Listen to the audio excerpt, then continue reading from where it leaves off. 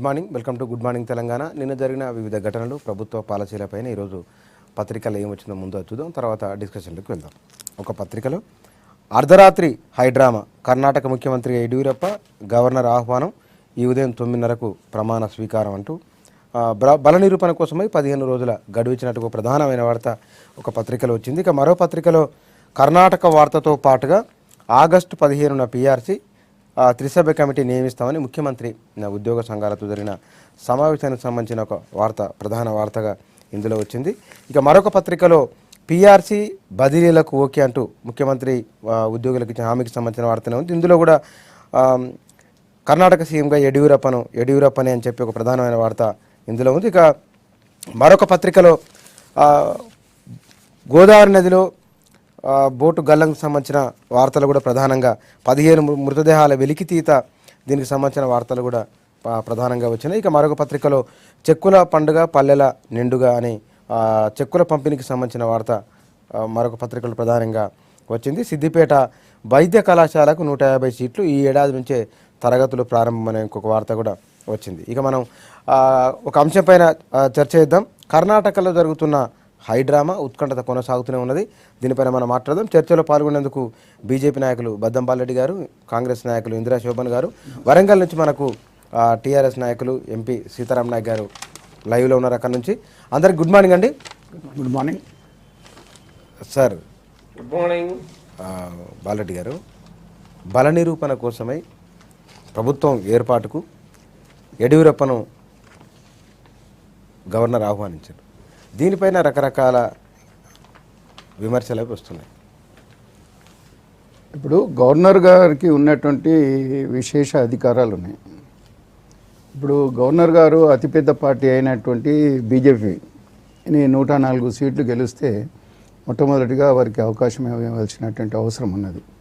అంటే రాజ్యాంగానికి వ్యతిరేకంగా పోయిన విషయం అయితే కాదు. అంటే గవర్నర్కు ఉన్నటువంటి ఒక ప్రత్యేక అధికారాలతోనే ప్రభుత్వము సుస్థిరంగా కొనసాగాలనే ఆలోచనతోనే చీటికి మాటికి ఎలక్షన్స్ రాకుండా మరి అతిపెద్ద పార్టీకి ఇచ్చినటువంటి సందర్భాలు చాలా ఉన్నాయి. గతంలో మనం చూసిన వాజ్పేయి గారికి కూడా 1996లో మరి అతిపెద్ద పార్టీ ఉన్నప్పుడు మరి వాజ్పేయి గారికి కూడా అవకాశం వచ్చింది. 13 రోజులు అధికారంలో కొనసాగింది. అంటే ఈ పరంపర అనేది విచక్షణ, మరి దీని విషయంలో కాంగ్రెస్ పార్టీ తప్పు పట్టడానికి వీల్లేదు. వాళ్ళకు ఉన్నటువంటి అవకాశం ఏంది, గవర్నర్ తీసుకున్న నిర్ణయము తప్పని అభిషేక్ సంఘి వాళ్ళ కాంగ్రెస్ పార్టీ సీనియర్ నాయకులు, న్యాయవాది సుప్రీంకోర్టుకు కూడా వెళ్ళి రాత్రికి రాత్రే దీన్ని ఆపాలనేటువంటి ప్రయత్నం చేస్తున్నాడు. అంటే కోర్టు ఏమి ఆదేశిస్తుందో మాకైతే తెలియదు. కానీ గవర్నర్ ఇచ్చినటువంటి ఆదేశాల ప్రకారంగా ఇవాళ 9 గంటలకు యడ్యూరప్ప గారు మరి ప్రమాణ స్వీకారం చేయాలి. 15 రోజుల్లో బల నిరూపణ పరీక్ష అంటే నిరూపించుకోవాలి. మరి అప్పటిదాకా చూడాలి కదా. అంటే మిగిలిన తక్కువ ఎమ్మెల్యేలు ఎక్కడి నుంచి వస్తారని, తక్కువ ఎమ్మెల్యేలు అంటే వాళ్ళు మరి ఏ రకంగా బీజేపీని సమర్థిస్తారనే ఆలోచన మరి ముందు చెప్పినట్టు మరి పరిస్థితి ఉంటేనే కదా అంత ధైర్యం చేసి యడ్యూరప్ప ముందుకు రావడం జరిగింది. ఇప్పుడు ఎవరు కూడా రారనే ఉద్దేశంతో ఆయన ప్రమాణ స్వీకారం అయితే చేశారు. గతంలో కూడా 2 సార్లు అయినా ముఖ్యమంత్రిగా కొనసాగిండు కదా. మరి గతంలో కూడా ఉన్నటువంటి ఇదే మరి జేడీఎస్ తోని పొత్తున్నటువంటి సందర్భంలో కూడా కాంగ్రెస్ పార్టీతోని అధికారంలో ఉన్న, బీజేపీతోని అధికారంలో ఉన్న వాళ్ళు చేసినటువంటి పరిస్థితుల్లో ఏ రకంగా మరి ముందు కొనసాగింది. పూర్తి కాలం కొనసాగుతుందా? 5 సంవత్సరాలు ప్రజలు మ్యాండేట్ ఇచ్చిండ్రు. అంటే ప్రజలు ఏంది 5 సంవత్సరాలకు ఒక ప్రభుత్వం ఉండాలనేట్టు ఆలోచన ఉంది. మరి గతంలో ఉన్నటువంటి పరిస్థితిలో జేడీఎస్ ఏ రకంగా పరిస్థితి కొనసాగింది అనేది మనకు తెలుసుకోవాలి. మొదలు ఆ చరిత్ర తెలియకుండా అనవసరంగా బీజేపీ వాళ్ళు వాళ్ళని కొంటున్నారు వీళ్ళని కొంటున్నారు కాదు. బీజేపీ మీద నమ్మకము, లేకపోతే అక్కడ ఉన్నటువంటి అధికారము, మెజార్టీ ఉన్నటువంటి పార్టీని బలపరుస్తామని ముందుకు వచ్చినటువంటి వాళ్ళు ఉంటారు. తప్పేముంది, దాంట్లో తప్పు లేదని నేను భావిస్తాను. రాజ్యాంగ సంరక్షకులైనటువంటి గవర్నర్, రాష్ట్రపతులు. సో ఇవాళ గవర్నరు రాజ్యాంగాన్ని సంరక్షిస్తా అని చెప్పేసి ఒకవేళ ఎమ్మెల్యేలు, ప్రజాప్రతినిధులు ఏమైనా తప్పు చేసినట్లయితే వీళ్ళని సరిదిద్దడం కోసం ఒక మీడియేటర్గా కేంద్రానికి మరియు ఇక్కడ ఉన్నటువంటి రాష్ట్రానికి ఒక మీడియేటర్గా ఉన్నటువంటి వ్యవస్థను, రాజ్యాంగ సంరక్షకుడుగా ఉన్నటువంటి గవర్నర్ని మనం ప్రశ్నించాల్సిన అవసరం ఏర్పడ్డది ఇవాళ. ఎందుకు ఈ మాట అనాల్సి వస్తుందనంటే ఇవాళ కాంగ్రెస్ అంటే కర్ణాటకలో జరిగినటువంటి ఇష్యూ కనుక మనం తీసుకున్నట్లయితే కాంగ్రెస్కి అండ్ జేడీఎస్ కూటమికి క్లియర్ కట్గా 118 మంది ఎమ్మెల్యేలు సపోర్ట్ ఉన్నారు ఇవాళ అక్కడ, ఇద్దరు కూటమి కలిపి. దెన్ బీజేపీకి ఉన్నది 104. ఒకవేళ మీరు సింగిల్ లార్జెస్ట్ పార్టీని పిలవాలి అని అనుకున్నప్పుడు ఓకే పిలవండి, గవర్నర్కు ఉన్నటువంటి అధికారుల ప్రకారంగా పిలవచ్చు, తప్పు లేదు. కానీ పిలిచినా నీకు సుస్థిర ప్రభుత్వం ఏర్పాటు చేసేటువంటి ఆ నెంబర్ ఆ పార్టీకి ఉందా లేదా చూడాల్సిన అవసరం ఉంది. అక్కడ ఉన్నాయి 3 పార్టీలు, ఒక ఇండిపెండెంట్ ఇద్దరు కాంగ్రెస్తోనే ఉన్నారు, ఒకరు నీతో వచ్చినారు. సో దానివల్ల నువ్వు 104కి వచ్చినావు. దానితో పాటుగా ఇక్కడ ఉన్నటువంటి కాంగ్రెస్ అండ్ జేడీఎస్లో ఉన్నటువంటి వాళ్ళు ఎవరు ఇటు పోయే పరిస్థితి లేదు. ఒకవేళ పోవాలి అని అనుకున్నా అంటే గవర్నర్ వ్యవస్థ దానిని ఏమైనా ఎంకరేజ్ చేస్తుందా ఒక ప్రశ్న అయితే, దీనిలో 104 ఉన్నటువంటి వ్యక్తికి ఆల్టర్నేటివ్ వేరే దగ్గర నుంచి ఇక్కడ ఎమ్మెల్యేలు వచ్చి చేరి ఈయన ఒక మ్యాజిక్ ఫిగర్ చేరే పరిస్థితి అక్కడ మనకి కనిపించట్లేదు. అంటే గవర్నర్ వ్యవస్థనే డైరెక్ట్గా 2 పార్టీల మధ్య చీలికలు చేసి వాళ్ళ దగ్గర నుంచి బేరసారాలతోటి మీరు తెచ్చుకోండి అని మీరు ప్రోత్సహిస్తున్నారు. గవర్నర్ వ్యవస్థను ప్రశ్నించాల్సిన అవసరం వచ్చింది. ఇప్పుడు ఇక్కడ ప్రజాస్వామ్యమే, రాజ్యాంగమే మంట కలిసిన సమయంలో డెఫినెట్గా ఆ వ్యవస్థను మనం ప్రశ్నించాల్సిన అవసరం ఉంది. ఒకవేళ ఇంకొక మాట ఉంది ఇక్కడ, మీ పార్టీకి సంబంధించినటువంటి అరుణ్ జైట్లీ గారు నిన్న ట్విట్టర్లో ట్వీట్ చేశారు. ఏం ట్వీట్ చేశారు? మేఘాలయ, తర్వాత గోవా, ఈ తర్వాత మణిపూర్, ఈ 3ను కోట్ చేస్తూ ఆయన ట్విట్టర్లో ట్వీట్ చేశారు.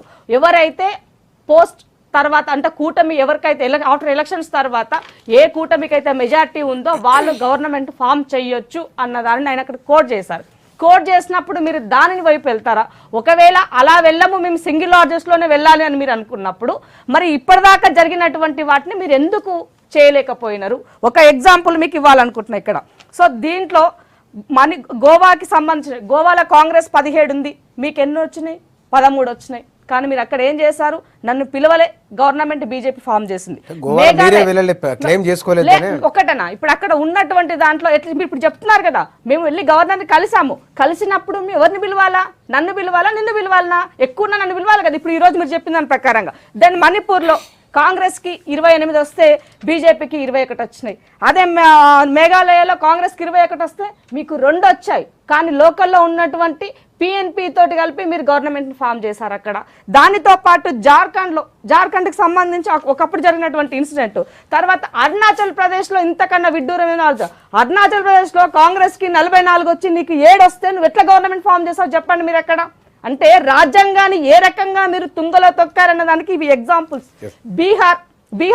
బీహార్లో గఠబంధన్ పేరుతోటి కాంగ్రెస్ అలయన్స్ తోని నితీష్ కుమార్ ఆర్జేడీ కలిపి గవర్నమెంట్ ఫామ్ చేస్తే మీరు అక్కడ చీలికలు ఏర్పాటు చేసి అక్కడ అయినప్పటికీ కూడా లల్లు ప్రసాద్ యాదవ్ నేను సింగిల్ లార్జెస్ట్ లో ఉన్నా, నన్ను పిలవండి అని అంటే పిలవలేదు. మీరు అక్కడ ఎందుకు పిలవలేదు? బీజేపీ నాకు సపోర్ట్ ఉందని చెప్పేసి మీరు అక్కడ ఎక్స్పోజర్ చేసుకొని చేశారు. అంటే ఇవన్నీ ఎగ్జాంపుల్స్ ఆ రోజు మీకు కనిపించలేదా?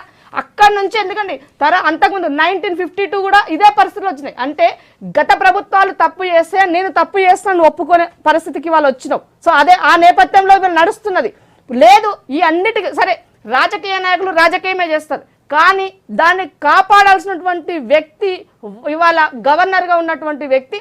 ఆయన క్లియర్ కట్గా గుజరాత్లో 12 సంవత్సరాలు క్యాబినెట్లో పనిచేసినటువంటి వ్యక్తి.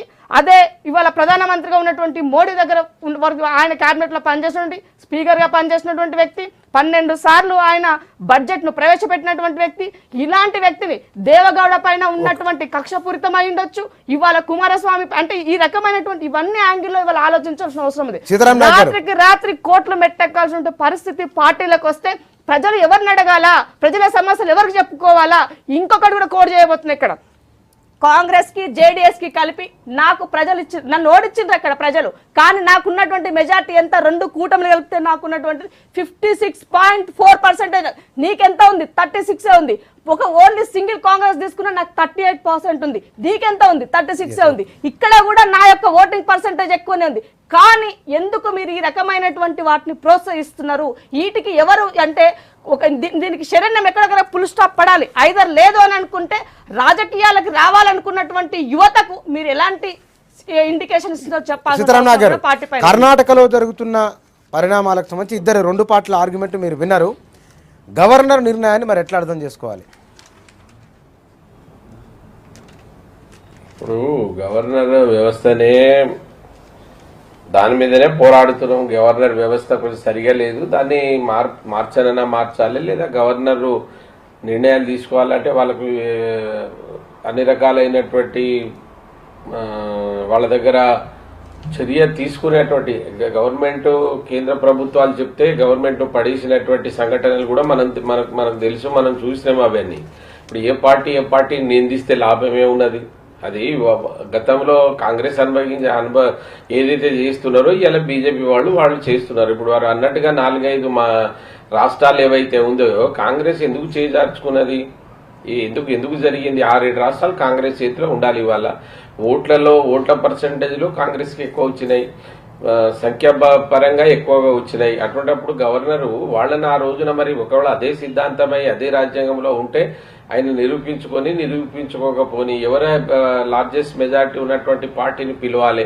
వీళ్ళు పోయి అడుగుడేందండి? వీళ్ళు పోయి అడిగితే గవర్నర్ పిలవడమేంది? గవర్నర్ దగ్గర రాజ్యాంగంలో గవర్నర్కి ఆ విచక్షణమైనటువంటి అవకాశం ఉన్నప్పుడు నువ్వు ఆయన పెట్టుకోకపోని హైయెస్ట్ మెజారిటీ ఉన్నటువంటి వాళ్ళను పిలవాలనేది ఒక రూల్ అనుకుంటున్నావు.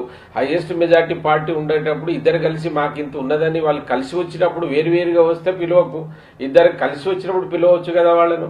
దాంట్లో తప్పే ఉన్నది, ఎందుకు పిలవడం లేదు అంటే మన దగ్గర భ్రష్టు పట్టినటువంటి ఈ రాజ్యాంగం లోపల ఈ వ్యవస్థ ఉంది, గవర్నర్ వ్యవస్థ. ఆ వ్యవస్థను ఎవరు మార్చాలి? అది కాంగ్రెస్ అప్పుడు ఇప్పుడు 60-67 సంవత్సరాలు కాంగ్రెస్ పరిపాలించినప్పుడు వాళ్ళకి అప్పుడు తెలియదా? అప్పుడు ఎందుకు మార్చలే గవర్నర్ వ్యవస్థని? ఇవాళ ఎందుకు నిందిస్తున్నారు? ఇవాళ వీళ్ళు వచ్చి 4 సంవత్సరాలు అయింది కదా బీజేపీ వాళ్ళు, ఆ రోజు మార్చుంటే ఈ పరిస్థితి జరిగేది కదా. అందుకోసం మనం మాట్లాడేటప్పుడు మనం వెనక కూడా చూసుకోవాలి ఏం చేసినాం అనేది.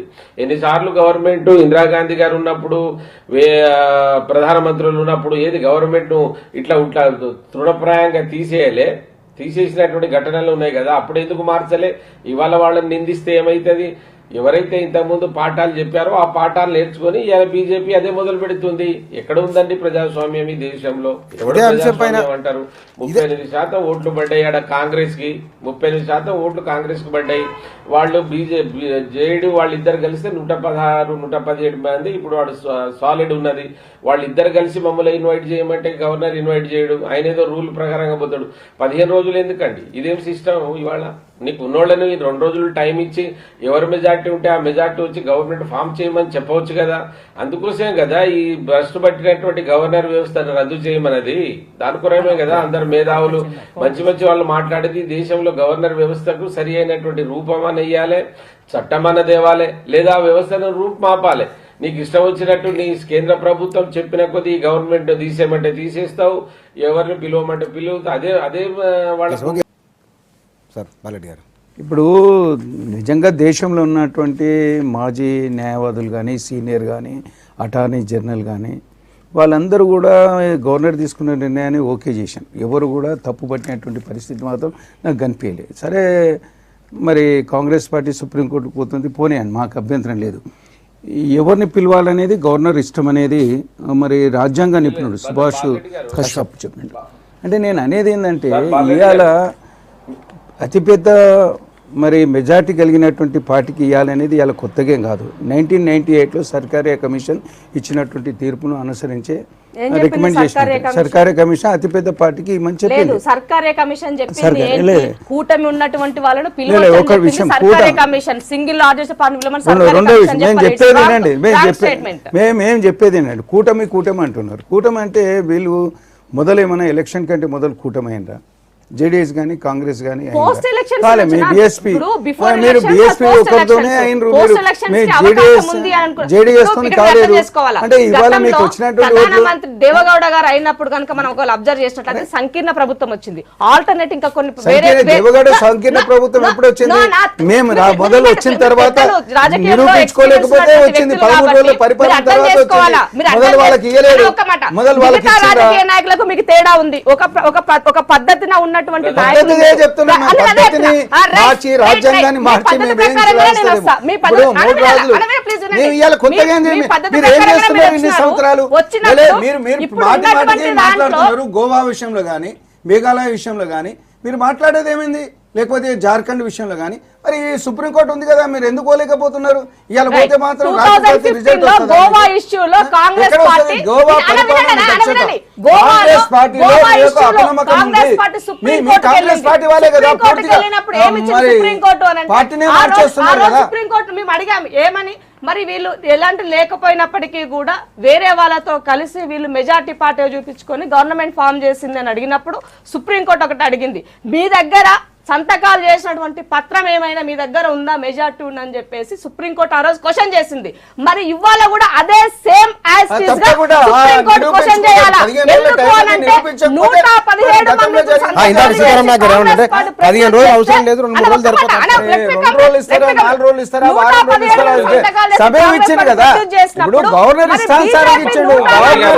రాజ్యాంగ పరంగానే పోతున్నాను. ఈ రకంగా మాట్లాడితే మీరు పంపించినటువంటి గవర్నరే కదా. అంటే పెద్ద మాట్లాడుతున్నారు. ఇవాళ సంగతి కాదు.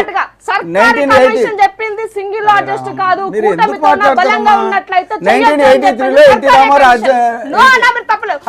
రామారావు అధికారంలోకి వచ్చినప్పుడు రామ్లాల్ పంపించి ఆయన ప్రభుత్వాన్ని బర్తరఫ్ చేసిన మీరు ఆనాడు నాదెండ్ల భాస్కర్ రావుకు సంఖ్యాబలం లేకున్నా కూడా మీరు ముఖ్యమంత్రి ఇచ్చారు. అటువంటి చరిత్ర కలిగినటువంటి మీ కాంగ్రెస్ పార్టీ అంటే రామ్లాల్ మర్చిపోయిందా? ఇందిరాగాంధీ సమయంలో మేము చెప్పే ఎన్టీ రామారావు 83లో వచ్చినప్పుడు అధికారంలో మెజార్టీ ఉంటే పార్టీ ఎన్టీ రామారావు విదేశాలకు పోయిన తర్వాత నాదెండ్ల భాస్కర్ రావును బలం లేకున్నా మరి రామ్లాల్ను తీసుకొచ్చి ఆయనకు అధికారాన్ని అంటగట్టిండు. బల పరీక్షల్లో నిరూపించుకోగలిగిండా? నిరూపించుకోగలగలేదు. నెల రోజుల లోపల ప్రభుత్వం రద్దయిపోయింది. ఆ విషయం తెలుసా లేదా? ఒక్క మాట ఇప్పుడు నేనేమంటానంటే నాకు బల కర్ణాటక గవర్నర్ నిర్ణయం సరైందని వారు అంటున్నారు. సరైందే చెప్తాం. ఆయన నిర్ణయం సరే అయింది మీరు అని అనుకున్నట్లయితే 104 తో ఇచ్చి మీరు ఆ సంఖ్యకి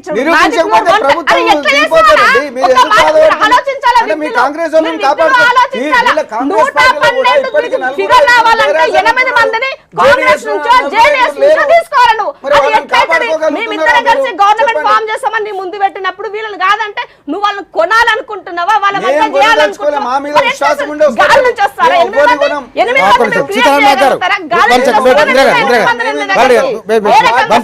గవర్నర్ వ్యవస్థ ఇంకొకటి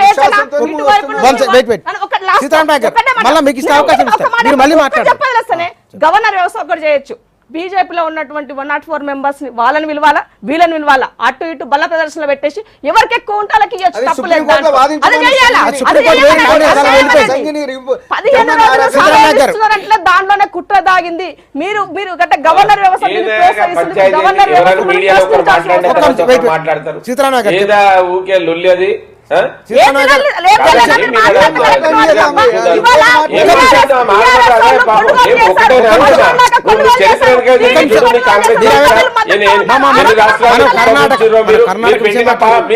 నేర్పింది ఇది కాదండి. హలో చెప్పండి. ఇప్పుడు మేడం మాట్లాడేటప్పుడు ఒకసారి వెనక చరిత్ర చూడమనవయ్యా. నేనేం మాట్లాడుతున్నా? ఇవాళ ఏదో 104 మంది ఉన్నారు, వాళ్ళని ఎందుకు పిలుస్తారు అంటున్నారు కదా. ఈ గవర్నర్ వ్యవస్థలో మీరు 67 సంవత్సరాలు పరిపాలించారు ఈ దేశాన్ని, ఎందుకు మార్చలేదని అడుగుతున్నా. అది మాట్లాడేది ఎందుకు మేడం? హైదరాబాద్ లో జరగలేదా? ఇవాళ ఒక్కదాని కాదమ్మా. మీకు 7 రాష్ట్రాల్లో మీ కాంగ్రెస్ పార్టీకి ఓట్ల పర్సంటేజ్ ఎక్కువ ఉంది, ఎమ్మెల్యేలు ఎక్కువ ఉన్నారు. అయినా కూడా మీకు అవకాశం రాకుండా బీజేపీ కొట్టేసింది, సెంటర్ లో ఉంది. వీళ్ళను బినామీ పేర్ల మీద పెట్టుకుంటారు. అందరికీ తెలిసినటువంటి వ్యవస్థ.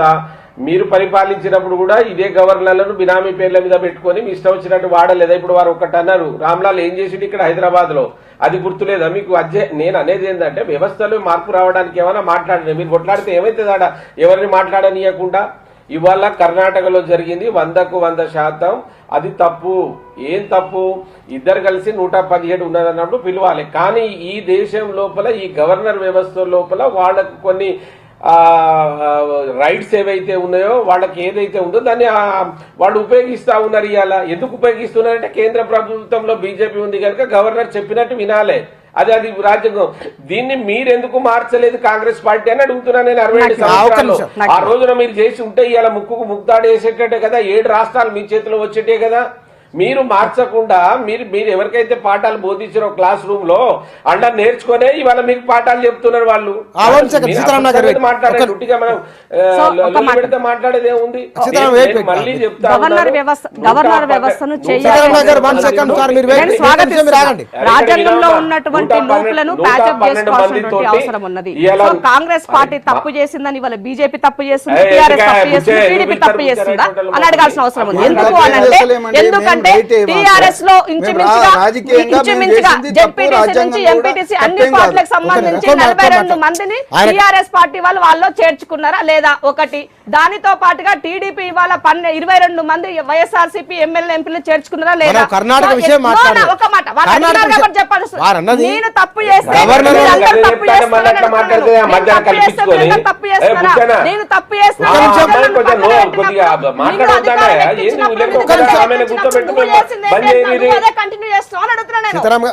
సీతారామరావు గారు కొంచెం మీరు ఆగండి. బాలరెడ్డి గారు వారు ఏమన్నారంటే కర్ణాటకలో బీజేపీ చేసింది తప్పు అన్నారు. వారికి కూడా కాంగ్రెస్ పార్టీ అనేది గతంలో కాంగ్రెస్ పార్టీ నేర్పినవి ఇవన్నీ ఇవాళ దానికి కాంగ్రెస్ మెడక చుట్టుకునే రెండు అన్నారు ఆయన. కర్ణాటక మీరైతే చూసిండండి, చట్టంలో మార్పులు తీసుకురావాలి, నేను తీసుకురావద్దని అంటలేను.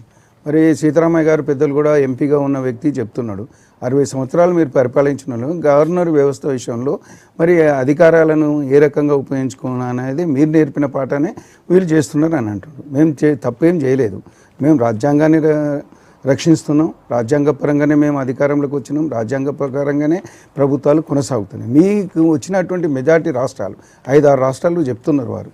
అందులో ఉన్నటువంటిది మీకు తెలుసు, మేఘాలయ కానీ, మణిపూర్ కానీ, గోవా కానీ, లేకపోతే జార్ఖండ్ విషయంలో కానీ, జమ్మూ కాశ్మీర్ విషయంలో కానీ, మహారాష్ట్ర. నేను అనేది ఏంటంటే మీ దగ్గర ఉన్నటువంటి ఏదైతే కాంగ్రెస్ వాదులు ఉన్నా పార్టీ ఫిరాయింపులు జరుగుతున్నాయని మీరు అంటున్నారు, లేకపోతే ఇండిపెండెంట్గా గెలిచిన వాళ్ళతో మేము అధికారంలోకి రావచ్చు. మేము అధికారంలోకి వచ్చిన తర్వాత మేము సుస్థిర ప్రభుత్వాన్ని ఇస్తున్నామా లేదా అది ప్రజలు గమనిస్తున్నారు. మా పట్ల విశ్వాసం ఉంది, మోడీ పట్ల విశ్వాసం ఉంది. అంటే బీజేపీ అధికారంలోకి వస్తే సుస్థిర ప్రభుత్వం దొరుకుతుంది అనేటువంటి ఒక నమ్మకంతో గవర్నర్ విచక్షణ అధికారాలు ఉన్నాయి కాబట్టి నేను కర్ణాటకలో గతంలో జరిగినటువంటి 2 సార్లు కాంగ్రెస్ పార్టీ జేడీఎస్ కానీ లేకపోతే బీజేపీ జేడీఎస్ కానీ కలిసి పరిపాలించడం సుస్థిరం లేదు. అంటే జేడీఎస్ మీద విశ్వాసం ప్రభుత్వం గురించి రాజ్యాంగ ఒకటి పెద్ద మెజార్టీకి ఉన్న దానికి ఇస్తున్నారు. మీరు కూటమి ఏమైనా కలిసినరా? ఇవాళ మేము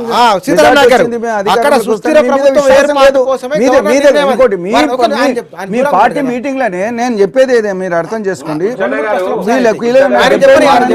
5-6 మంది మైనస్ జీడీఎస్ లో కూడా వాళ్ళు జేడీఎస్ లో కూడా ఎవరు తప్పు పట్టాలి?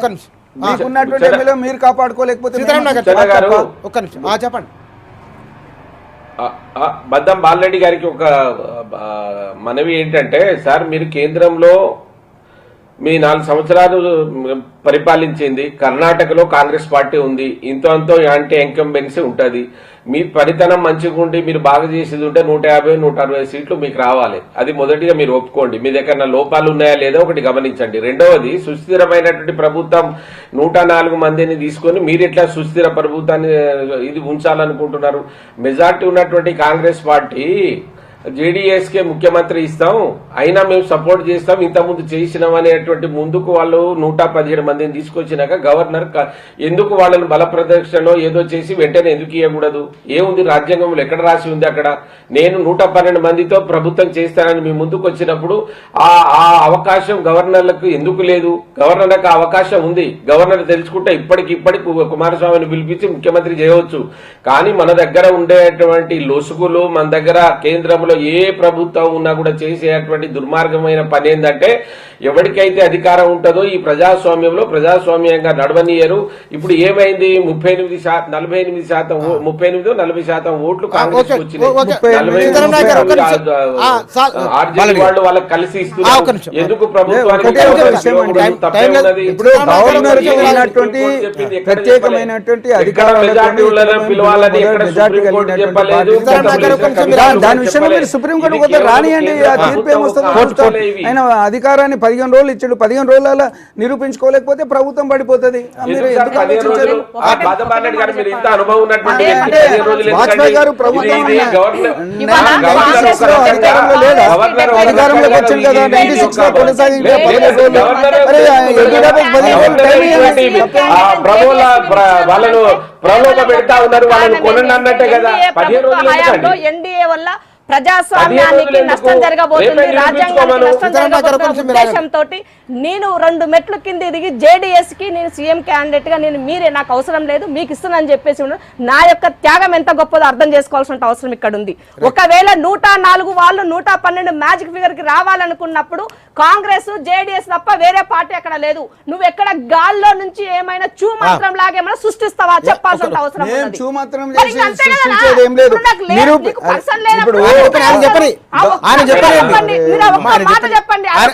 గవర్నర్ ఏ ఉద్దేశంతో బీజేపీ పట్ల లేకపోతే మెజార్టీ గెలిచినటువంటి వాళ్ళకు అవకాశం ఇచ్చిండో 15 రోజుల టైం ఇచ్చారు. తెలంగాణ నమస్తే.